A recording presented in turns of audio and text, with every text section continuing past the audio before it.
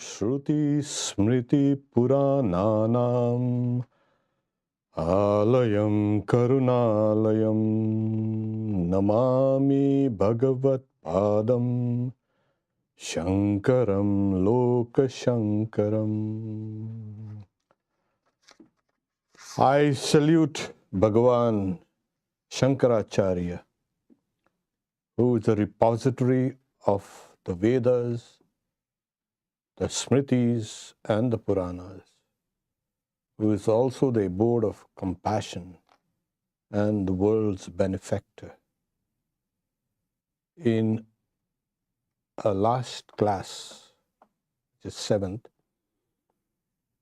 we spoke about the world appears to be real as long as the non-dual Brahman, which is the basis of all, is not known. It's like an illusion of silver in an oyster shell. We'll take the 8th one here. Before we could go inside, we have a couple of things. When we've been analyzing these 7 verses, and we have the illusion that the world is an illusion and it's empty, etc. The word illusion itself deludes you. It has various meanings for various people. But in Vedantic terminology, it has a different connotation. So to settle the question here, Shankaracharya brings in 2 aspects of the reality seen from its immanent side and also its transcendental side. Okay.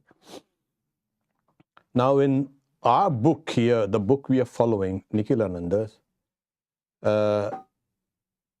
the 8th verse is, all the forms, all the various forms exist in the imagination of the perceiver, the substratum being the eternal and all-pervading Vishnu, whose nature is existence and intelligence. Names and forms are like bangles and bracelets, and Vishnu is the gold. Okay. Now, this illustration itself explains what it is. Like bangles and bracelets, yeah. Why do we call them bangles and bracelets? Because they are bangles and bracelets, but they are also gold. And if that bangle and bracelet has been melted and converted into a necklace, so gold remains a gold, but the bracelets and the bangles disappear. So that disappearance is this illusion. Okay, the reality is here. Now, before you can go into the explanation, in some text there is an additional verse here, which is taken as the 8th, and that is, like bubbles in the water, the worlds are projected, exist, and dissolve in the Supreme Self. The Supreme Self is the material cause and the ground of everything. Okay? It's not in this book that we are following. This is an additional verse in some text, just to include all the recensions. The implication is the same. Like bubbles in the water, like we have bangles and bracelets, like bubbles, etc. The worlds all these worlds are like bubbles.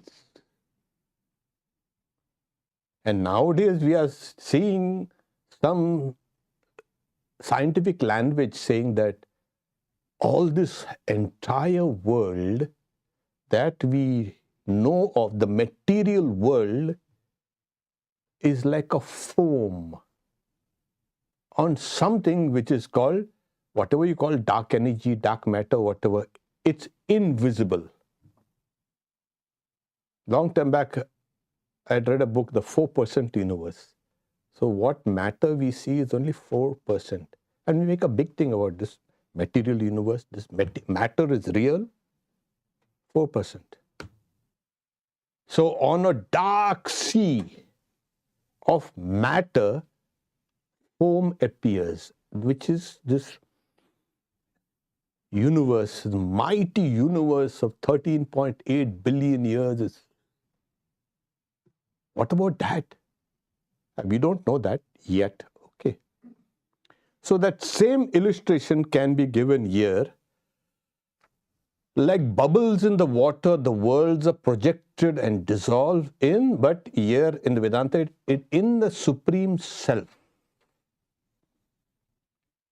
which is the material cause and the ground of everything. So if this is material, it has to have a cause also. Yes, it's a material cause also. But you must understand the cause and the effect are not separate. You cannot have a cause here. And that's why in all the dualistic religions, we have this problem. God created this world. Oh yeah, very good. Nice. Where's God? There. That cannot be. If God is there and the world is here, it's like saying the clay is there and the pot is here. How can that be? There's a clay in the pot. And this is the foundational logic of Advaita Vedanta. The cause and the effect have to be in the same place. Not only in the same place, the cause is appearing as an effect. The clay is appearing as the pot. The gold is appearing as the bangles and bracelets. So it's the Supreme Self. Okay. So that verse is as for the Sanskritist. Upadane akhila dhare jaganniti parameshware sarga sthiti layani yanti budbudani iva varini. Vari is water. So all bubbles. This whole universe exists like it comes out of bubbles from the Supreme Self. Now let's come back to our book. All the various forms exist where? In the imagination of the perceiver. Now, all right, because we are perceiving it, all the forms, all these, the door, window, etc., everything, you, me, is being perceived. The substratum being the eternal and all-pervading Vishnu. Now Vishnu? Why Vishnu? Why did you get Vishnu? Vishnu is nicely sleeping and Mother Lakshmi is there with him. Is that Vishnu? In Vedanta, that Vishnu is not referred to. Vishnu is called Vyapanat Vishnu. That Vishnu which is all-pervading. So that's why Nikhilananda has translated the all-pervading Vishnu, whose nature is existence and intelligence. Intelligence in the sense it's used the word consciousness. Sometimes the translations are, Chit is translated as consciousness, sometimes intelligence. But as we proceed with this book, we will find that actually it means the same. The translation, there should have been a consistency, of course. Everybody would like consistency. But where there is no consistency, I will try and point. Because the verses Sat Chid Atmani Anusuyate Nitya Vishnu Prakalpitaha. So, the intelligence and the consciousness, that is one, it is also one with existence. So, existence and existence and consciousness. Whose the nature of this reality called Vishnu, the all-pervading one, is consciousness and existence. And also Nitya, that is eternal. There is no question. What if gold becomes silver? No, gold. Yeah, there were all these for maybe 1,000 years. There were the alchemists. They wanted to convert lead into gold. Yeah, but we are not interested in alchemy now. We are just interested in simple. Gold will remain gold under any circumstances, whether it's in the jeweler's shop, whether it's around your neck, whether it's in the garbage bin, and it's going to remain gold. So, and that gold has various forms also, necklace. So the world of objects, every object is nothing but manufactured or formed out of that one substance called gold. So what's that one substance? It is Vishnu, or existence and intelligence. That's what the whole thing is. Okay. So again, when you say names and forms, this name, everything in this universe can be reduced to name and form. Everything. And this is another aspect of Advaita Vedanta, that it tries to unify everything. It does not want to keep things separate. Even in the distant galaxy, we have to be connected. And now science is saying, yeah, we are connected. What do you mean connected? I am not connected with that thing. Yes. Because the material which has come to me here has come from there. From those exploding supernova stars. All the materials which are there because of that. So there's a connection. It has to be. Vedanta brought in that connection. You cannot keep everything separate. God and soul separate. That was a big mistake. God and the universe separate. That's a mistake. Why? Because, there's so much of evil, and how can God be responsible for this? So that was a big problem. But this was a step Vedanta took. Whether evil or no, I don't know. We don't care. It has to be one. God has to be one with the universe and one with the soul. We cannot keep things separate. If God has name and form, the universe has name and form, I have a name and form, everything has a name and form. Stars, planets, quasars, Milky Ways, galaxies, everything has everything. This name and form are like these bangles and bracelets. The forms are constantly changing. There's not permanent form. The material, the ear, is the same. The names and forms are. So, how do we understand the world? There are names and forms outside, and there are names and forms inside. What is this name? It's just a convention we have just decided. Table, chair. This is a convention. Something like that. Why couldn't that be called a table and this a chair? Don't bring some confusion anymore. But suppose you bring in another language, that you will say, that is the table and this is the chair. Huh. And so there has to be an understanding, cultural understanding. That's why one language in one culture sometimes become hilarious in another culture. Like that, Neda and Nedi. Okay. This relative world, if there's name and form there are names and forms in my mind. And my mind can understand things only if there are names and forms. Only. That means Vedanta says, you can unify the external world with your mind. Oh, we have a mind which is separate. Sorry.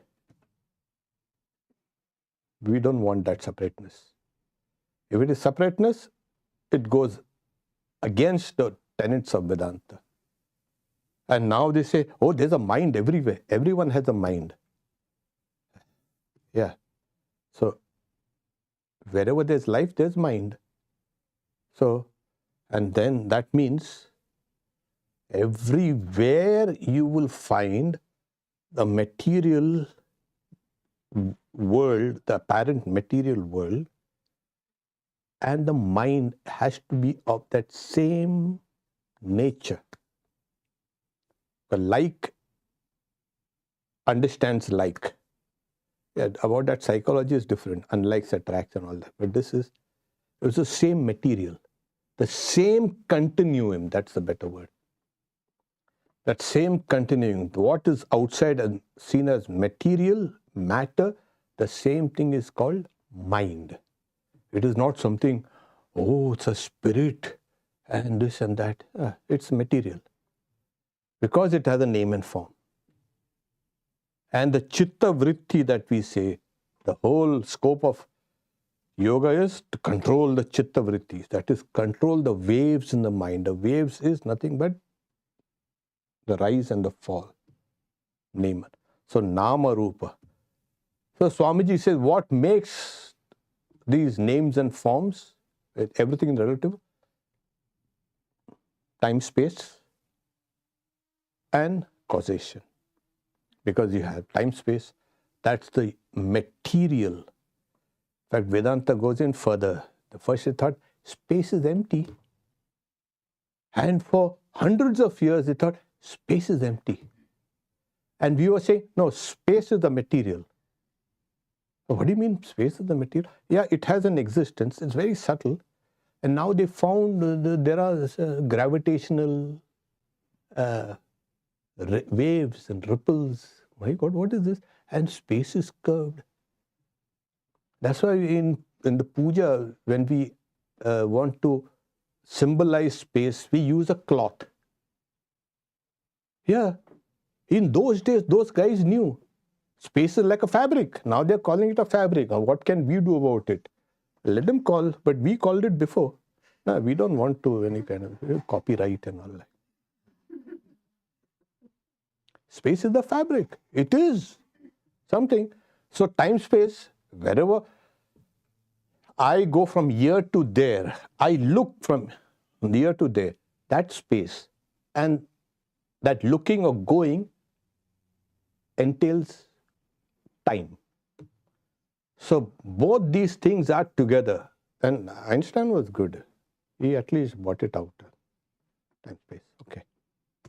But our sages, so many thousands of years ago, they had said Desha Kala.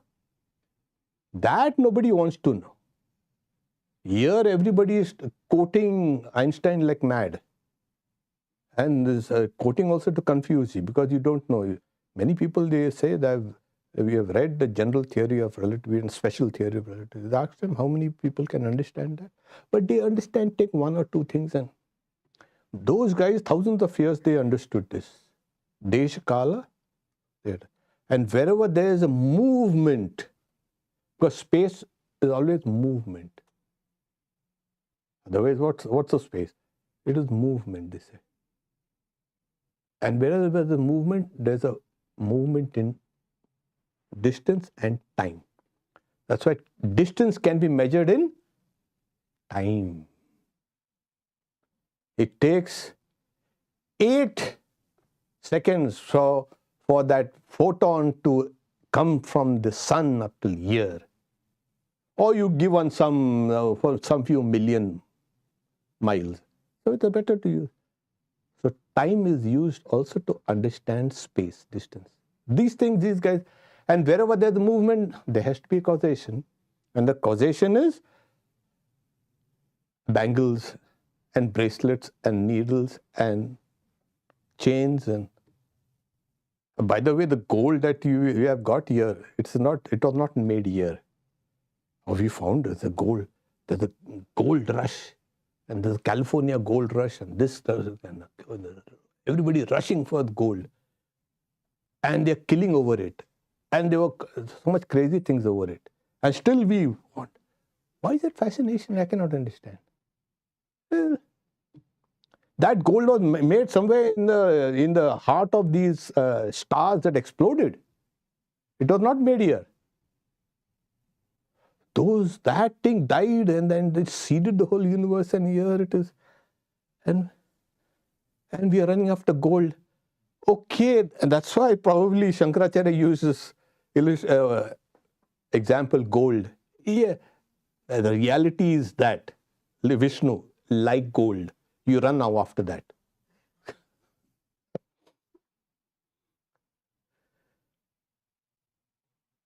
So that's why they say exist in the imagination, etc. When the note written by Nikhilananda says, what does mean it exist in the imagination? It exists in the mind. You imagine in the mind. So the names and forms are also in the mind, and they coincide. That's why in the epistemology of Advaita Vedanta, when the external object and the internal object, they coincide, then you have a cognition. And this internal chair has to have another part. What? Memory. You have seen the chair. So memory, the present perception, and the external object are all linked together. So your conscious, your subconscious, your external world are all linked together. And that's what Vedanta has been saying. Hey, come together. Let's party. Don't go outside. Hey, say, he's not a partying kind. No, you better get inside. The Advaita party is like this.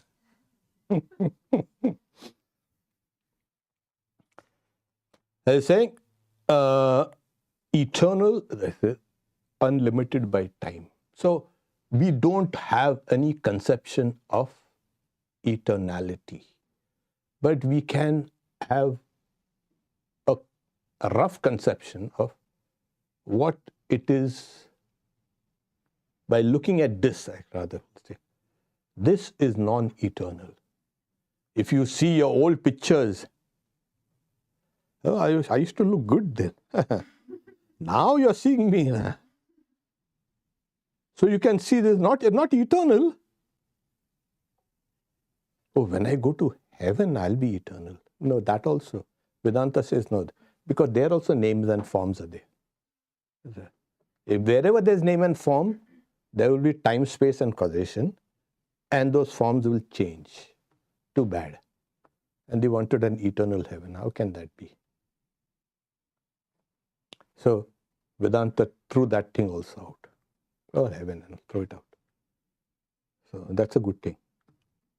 People have some, humans have traveled for maybe 150,000 years thinking about all these things. So it is in a part of us, Yeah, for maybe 200,000 years till we started kind of walking about. Not walking, trying to walk. Trying to run away from all the animals. From that time on, we have been thinking of there must be a place out there. Hey, I'll go there. There. Why? Like we light a fire here and we sit around it. See those fires, those stars there. They know it's called stars. those guys also sitting around the fire. Who are those guys? Since they're on top, there must be something special. They're called the gods. So like we sit down here, they're also sitting down here. And then slowly they say, oh, these guys are guiding our destiny. That's why one of the first gods to be worshipped in all cultures, fire, Agni. From the word ignis, ignite has come from that word Agni only. So we should have said, hey, this is copyright. Ignition, ignite, Agni, ignis, all this is fire, Agni. So Vedanta said, hey, bring that heaven, bring that, the hell also, bring it here also. Bring it all here. So we have an idea of existence, eternal existence, something like this. The next note is all pervading. Brahman interpenetrates all names and forms and endows with the appearance of reality. So, because gold is a basis, oh, gold. So you don't say, oh, this beautiful necklace. So it's like, in most of these illusory perceptions, you see two profiles. Either you see them as two profiles or a goblet. When you see the goblet, you do not see the two profiles. And when you see the two profiles, you do not see the goblet. So when you see gold, you don't see the bracelet. When you see the bracelet, it's gold. This is what Vedanta says. You stick to that reality on the gold. The gold. That is what is Vishnu. Now, there's a long explanation about this. I'll sum it up. In many Vedanta texts, there are 5 factors, you see. 5. I was saying. Okay. They say, Asti Bhati Priya Nama Rupa. Okay. Existence, consciousness, bliss, name and form. The first 3 belong to Brahman. And the name and form belongs to Maya. So, Brahman and Maya, they are okay. So, we cannot, there's something, it's different. No, don't worry about different. So, here he says, it's a basis of everything. In everything, in you, me, in all names and forms, is that existence, consciousness, bliss. It cannot be otherwise. In the wave, there is only water. In the bracelet, there is only gold. So, where is Brahman? Should I go to the Vedanta Society? Sure, you can go there. But there is Brahman there also where you are. It has to be everywhere. So, if you say it's eternal, it is not limited by time and space and causation. It has to be everywhere. Eternal means in that heaven, there is God. God is eternal. Why can't that God be in that heaven also? It should be there. No. Only in that. No. Eternal means everywhere. You cannot put it in a place. So there have been so many heavens all over. There have been plenty of heavens are there. So one fellow comes and says, my religion says that God there. Another fellow says, I'm not going there. I'm going there. This fellow says, I won't let you also get inside. So they go there. They have separate heavens and have plenty of heavens.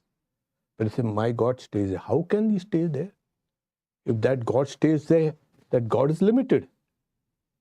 God, if it's eternal, has to be everywhere. That's why wherever you are, whatever you are, in whatever condition, everything is, it has these 3: existence, consciousness, bliss, name and form.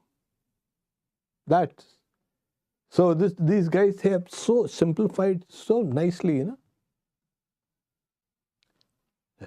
So where's the Brahman? Here, existence, consciousness, bliss.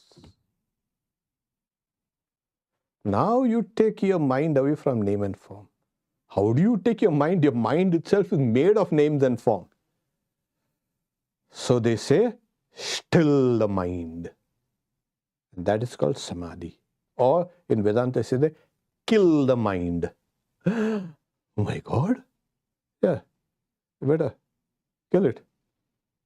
So you dissolve it.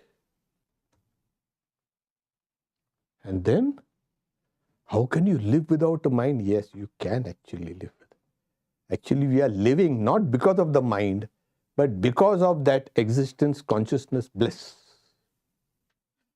How can you live without the body? Yeah, you can. So we think life, oh, my life is going. And somebody, that person has died. Today I got a call somewhere. They're dead, they're gone. I said, nobody goes. It's all here only. Huh? Uh-huh. They got a shock. There's a subtle body. That is there. Oh. Like you pare off your nails and nails keep on growing. But that's a different. What do you want to concentrate on?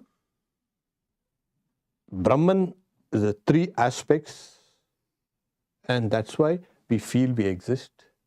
We feel we are conscious, we know, and we are so happy.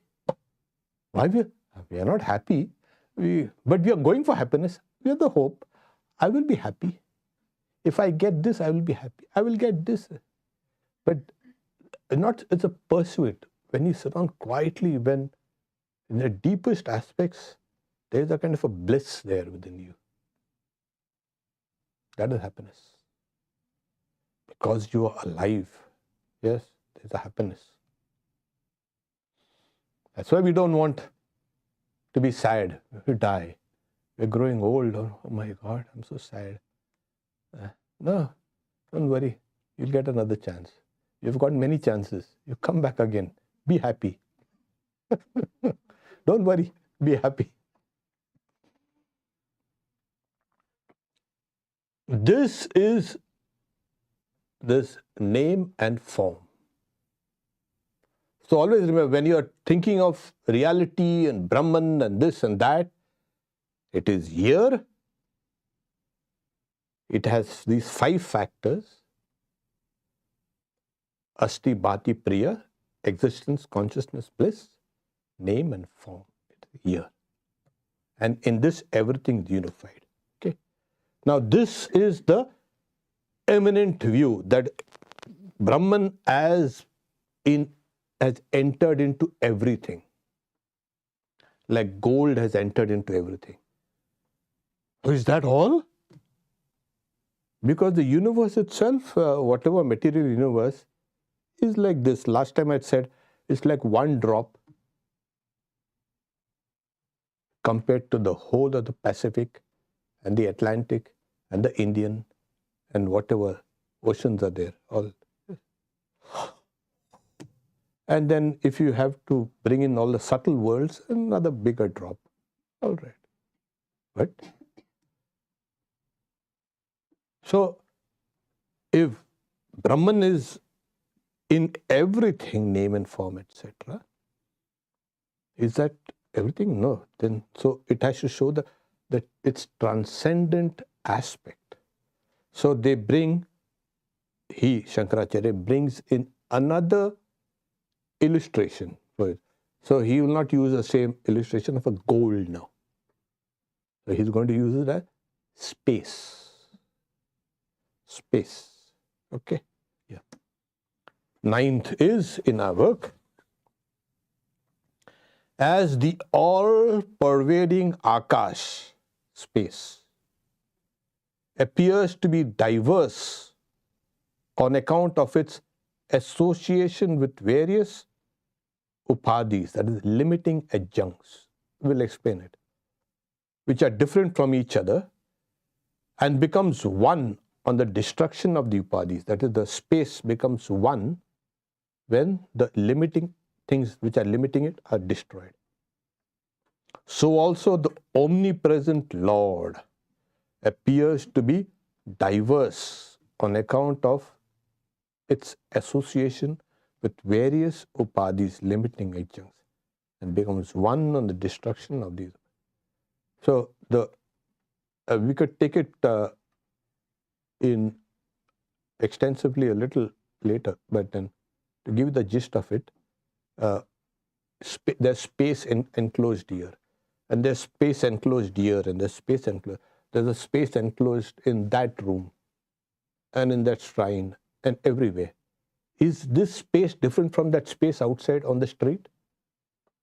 Is that space on the street different from that which is in the whole of Seattle? Is that space different from what is in the whole of the US? No. Is that space different? No. Anybody will tell you that there is no difference. The space is one. Really? Of course. But you see, I want my space. Don't crowd my space. Yeah. Oh, give that person his space. It's one. That's a metaphorical space. But space is one. What has made all the divisions in space, my space, your space, mental space? These divisions, these are called a limiting adjunct. These are called the limitations. Brought on by what? By name and form. That's all. So this is a wooden, you can say, paneling here, and there's a stone paneling there. So it's nothing but this one substance appears to be different, divided. And the space in a cup is different from the space in a tumbler. And how can that space be different? The shape of that cup and the tumbler and the plate and this and that is different. There's only one. So there's a one Atman. Here he has again used the word Rishikesho and Vibhu. Rishikesha is Krishna. Rishikesha, one who is the Lord, the master of the senses. Not that Rishikesha's place in India. There's another meaning is Rishikesha, the matted locks of the Rishi. Which Rishi? One Rishi. It's like the matted locks of Rishi. So Shiva is better. He is the first. So the Ganges comes out and then becomes kind of bifurcates, trifurcates, and runs down through all these crevices and all these small gullies and channels and this and that. From a distance, it appears like the whole mountains, that whole range appears like the matted locks of a Rishi. So Rishikesh, that's the place. But Rishikesha is, there's another master, one who can control the senses. Okay, Krishna.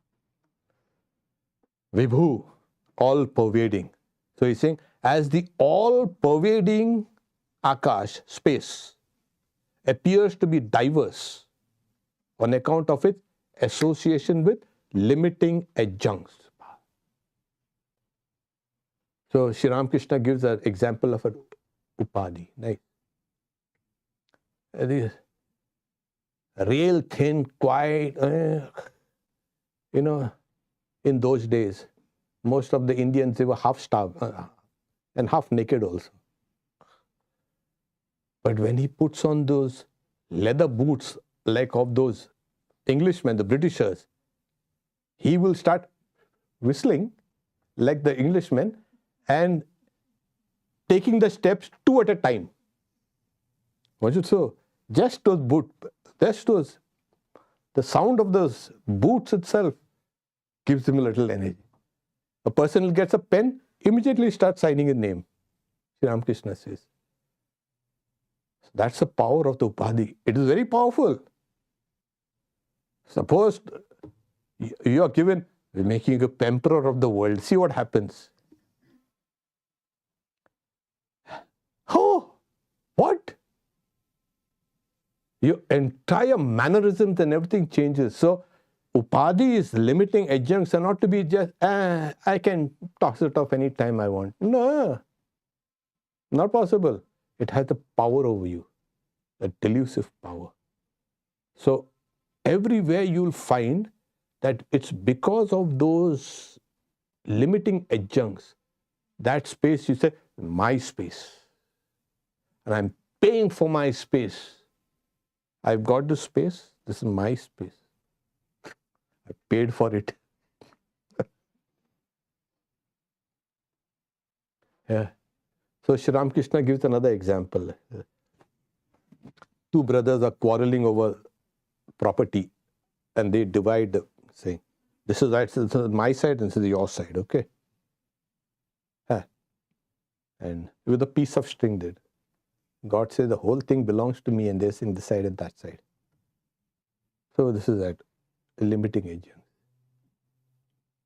So what happens? These limiting adjuncts, are they real?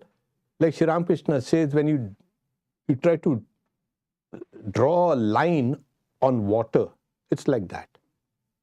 Water is one. He's saying, again, throw a stick in the water, the stick is floating on the water, and it appears the water is divided into two, this side and that side. What is that? One piece of stick, one flimsy, crazy thing, but apparently it's dividing. Similarly, this one Brahman, this Vibhu, all pervading, appears divided because of all these things. Yatakasho Rishikesho Nano Upadigato Vibhuhu Tad Abhedad Abhinnavad Bhati Tannasho Kevalo Bhavit. In the destruction of all those sticks and stones and this and that, it becomes simple, Kevala. That's why in the Sankhya and the Yoga philosophy, liberation is spoken of as Kaivalya, Kevala, simple, without any touch of Prakriti anymore. Because consciousness, Purusha is one, and Prakriti comes together. And Prakriti nature, with its all its 24 cosmic elements, it reflects on the Purusha, and the Purusha reflects itself on the Prakriti. Prakriti saying, I am the boss. That has been the problem. Okay.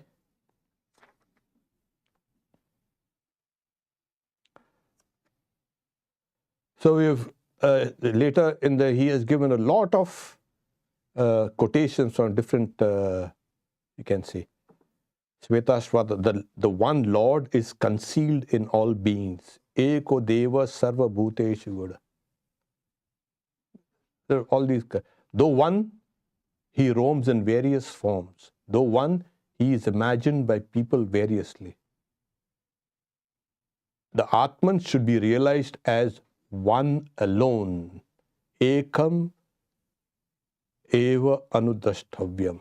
Eka Daiva. So you must be able to see everything in a unitary fashion.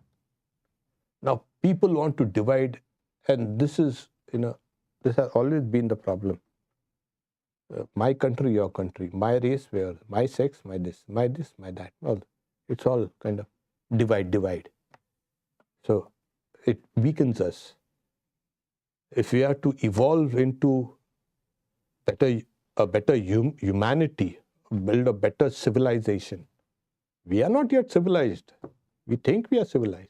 Swamiji says, you scratch and the old savage comes out. Not only that, the old tiger will come out. You can see it. So we are not civilized, as it were. We are civilized. The real civilization will come when we can take up this Vedanta and see the unity there. Then we can say, today, we can say, yes, the world is one. We only say it in our songs and literature and poetry, and it does not imbibe. So this is a civilizing factor. Yes. That's Swamiji in his San Francisco. Is Vedanta the future religion? Yes, it will have to be. If religion has to be there, it has to survive. If religions will survive, it will be Vedanta. Not only that, why? He's saying don't fight, come all together and really become civilized. And you need a philosophy that is not limited in scope or parochial. It has to be for all people, for all times, and all classes of people. So everybody is eligible to it. There's avibhaktam chabhuteshu vibhaktamiva. So it is indivisible, and yet it is, as it were, divided amongst the beings. So it is one without a second. Chandagya ekameva. The soul is all, in all is indeed one. It dwells in every being as his innermost guide. The diversity of souls is like the diversity of the reflections of the moon on the waters. Yeah. So this is the challenge Vedanta has thrown. India had tried for more than 5,000 years to build humanity on the basis of this truth. We cannot say we failed. We failed to implement it in its totality. It appeared in certain parts, among certain people. But its scope is still there. So, yeah, we can say we failed. We not failed completely, but we failed. But now it is the task of the present humanity to put this great doctrine into, so that we can create a better, not only better world and better humanity. That was Swamiji's vision, was, saying gods will interact with gods. That was his vision. Sages will walk the streets down there and interact with it. Sages, rishis, he's saying. This is the goal of Vedanta. We stop here for questions, and if there are no questions, we'll go for the coming week.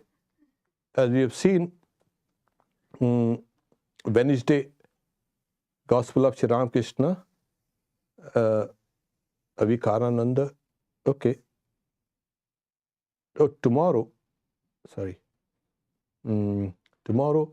we have Karma Yoga here. Those who are interested in the practical side of Vedanta, you heard it sitting down and listening to it. But that Vedanta was not only just sitting down and listening. Vedanta was thought and action has to be combined. So tomorrow we have Karma Yoga at 10. And Sunday is Easter. The topic is Resurrection, the Recurrent Motif in Religion, by Swami Satyamayananda, the question and answer, etc. And also we have Mother's Children. Sunday we have Ram Nam also. So we got so many things going. Om Shanti Shanti Shanti Harihi Om Tat Sat Shri Ram Krishna Arpanamastu.